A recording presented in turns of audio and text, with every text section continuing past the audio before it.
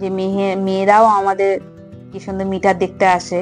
তা আমার তো খুবই ভালো লাগলো, আমি প্রথম দেখে আমার তো মানে কি বলবো, তা আমার ঘরে মিটারটা দেখে নিচ্ছে, দেখো কি সুন্দর বাচ্চা মেয়ে, মুখটা খুব সুন্দর লাগছে। তা আমার দেখে খুব ভালো লাগার পর আমরা সবাই মিলে বেরিয়ে পড়লাম এক জায়গায়। তা কোথায় যাচ্ছি সবাই দেখো, তা আমরা বাড়ির সবাই যাচ্ছি, তা ও বাচ্চাকে নিয়ে একটু আগে যাচ্ছে, আমরা পেছনে যাচ্ছি দেখো।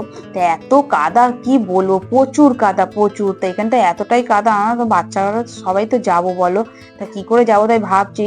দেখো কত কাদা, আমাদের দেখেই তো হয়ে যাচ্ছে, এই এদিক ওদিক দুদিকেই কাদা, মধ্যিখানে আমরা পড়ে গেছি। তা কি সুন্দর একটা অটো আসছিল, অটোটাকে বলতাম নিয়ে যেতে, নিয়ে গেল। তাই দেখো এত কাদা, অটো উঠেও ভয় লাগছে, দেখো কতটা কাদা, মানে যা রিক্সে চালাচ্ছে মানে কি বলবো। দেখো ওরা সাইকেলে করে যাচ্ছে, তাও ওরা হেঁটে যাচ্ছে, দেখো যেতে পারছে না, মানে কতটা রাস্তাটা খারাপ বুঝতে পারছো তো বলো।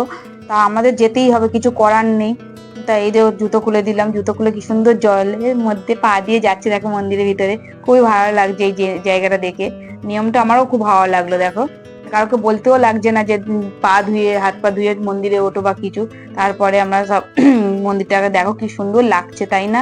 ভালো লাগে বলো সবাই এইসব নিয়ম কানুন গুলো মানলে। তা পূর্ণিমার আগের দিন আমরা সবাই কুটতে যাই, তা সবাই মিলে কুটে নিচ্ছি দেখো, যে যা সে যা কাজে ব্যস্ত হয়ে গেছি।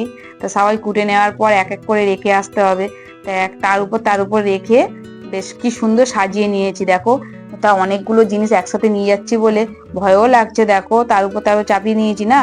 তা আস্তে আস্তে আমি আর আমার জেঠিমা নিয়ে যাচ্ছে, একটা ঘরে গিয়ে রেখে দিচ্ছি, কি সুন্দর ভাবে গুছিয়ে রেখে দিয়েছি, দেখো কি সুন্দর লাগছে কাটার পর, ভালো লাগছে বলো। তা মন্দিরটা বন্ধ ছিল, তার দাদা বলছে তারা দেখে যা, মাকে দর্শন করে যা, রোজ নিত্য পুজোর আগে কি সুন্দর মাকে সাজায়। তা খুব সুন্দর ভাবে সাজাচ্ছিল, তাই জন্য বন্ধ ছিল মন্দিরটা।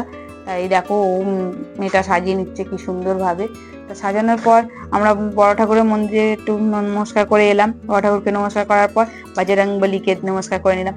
বজরংবলীর পর একটা অদৃশ্য ঘটনা আমাদের সাথে ঘটেছে, বাবা আমার তো ভয়তেই হয়ে গেছে। দেখো কিছু না কিছু এখানে একটা দেখতে পাবে, দেখো কিরম নড়ছে, দেখো তোমরা নিজেরাই দেখো।